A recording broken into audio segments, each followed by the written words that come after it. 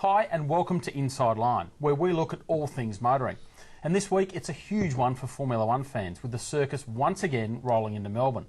And it may not be long till Australians can buy yet another car with a Formula One badge, with McLaren confirming its radical 12C supercar will be sold here. Now Richard, here's a car they say will be lighter, faster, more economical, sleeker than something like a Ferrari 458, which you've driven. How do you think it's going to go? Well, I think it's a really interesting concept. I mean, you look at some of the figures, apparently the shell of the car is only going to weigh 80 kilos. They're going to develop their own twin-turbo V8 for it, and the thing is going to go from 0 to 200 kilometres an hour in less than 10 seconds. I think that's a pretty exciting rival. Yeah, but they're up against these really established marques, Lamborghini, Porsche, Ferrari. Can they do it? Well, they've done it before on a limited scale, and there's no reason that they can't apply that knowledge that they've got from F1 into building a really good road car. And one thing they're saying is they think it'll be great for a trip across the Nullarbor, Sydney to Perth. Not quite sure how many people will want to do that in one of them. No, I don't know how many licences will last the distance. Yeah. In one of those.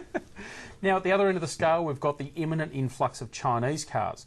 Most of them are brands that no one's ever heard of. Now, Richard, should we be taking things like Geely, Great Wall and Chery seriously? Absolutely. I mean, regardless of what you think of them, and I mean, a lot of people will scoff at these brands, but once you offer people a price that they can afford, they'll jump at it. What about what it's going to do to used car values? We've seen it before with Hyundai in the 1990s, where that market just collapsed. Is there potential for the same sort of thing? Oh, absolutely. I mean, you're looking at buying a 3 or 4 year old Commodore or Falcon. You think to yourself, I can get a new car with a new car warranty for the same sort of money. Obviously, it's going to be tempting. And what about the quality? Well, that's got to be the big question mark with these vehicles. We've seen a couple of them in the country already, the Ute and the SUV, and the quality's been pretty questionable. Now, talking of quality, the annual JD Power survey on vehicle dependability came out last week. Now, you might not believe it from what you've read lately, but Toyota's still top of the mainstream brands. Yeah, well, I mean, obviously there's the Porsches and various other luxury brands above that. But, yeah, look, it was a bit of a surprise. But at the same time, I guess it shows that this whole recall that's got worldwide notoriety is really just an unfortunate 2 or 3 glitches that happen to be over millions and millions of cars and have gone all over the world. And I still think this proves that obviously Toyota does have good dependability, good reliability. Yeah, I think the real test for Toyota is going to come, though, in the next couple of years. It'll be interesting to see if their reputation holds up.